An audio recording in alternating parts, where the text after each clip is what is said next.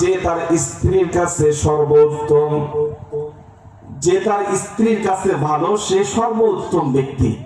তাহলে রাসূল এই ইশারা করে বলতে চান, স্ত্রীর সাথে খারাপ ব্যবহার করিস না, স্ত্রীর সাথে ভালো ব্যবহার করিস না।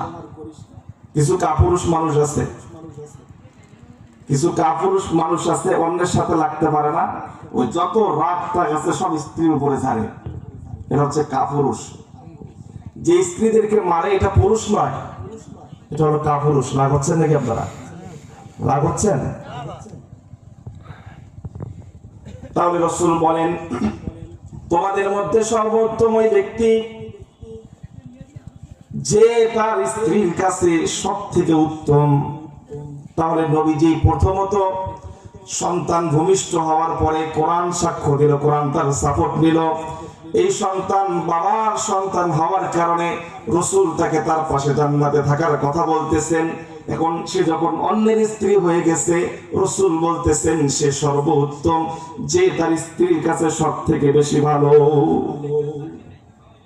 এবার এই স্ত্রী হলো, স্ত্রী হওয়ার পরে 1 বা 2-3 বছর পর মা হয়, মা হয় না? তাহলে কন্যা হিসেবে মর্যাদা পেল, তাই না? তারপরে স্ত্রী হিসেবে মর্যাদা পেল, তারপরে মা হিসেবে মর্যাদা। রাসূল বলেন মায়ের পায়ের নিচে হলো জান্নাত। মাকে আল্লাহ জান্নাতের উপরে রেখেছেন। আরে কথা বলেন না, মাকে আল্লাহ জান্নাতের উপরে রেখেছেন, মায়ের পায়ের নিচে জান্নাত বলেছেন। বলেন সুবহানাল্লাহ।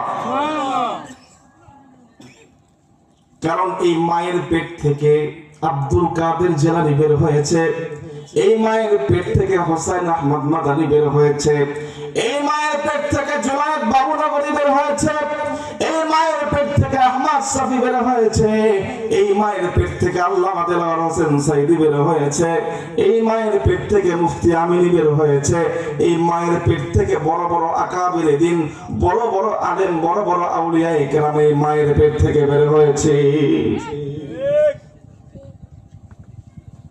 তাহলে মা হিসাবে ইসলাম মর্যাদা দিল। মায়ের পায়ের নিচে হলো সন্তানের বেহেশত, মায়ের পায়ের নিচে হলো সন্তানের জান্নাত।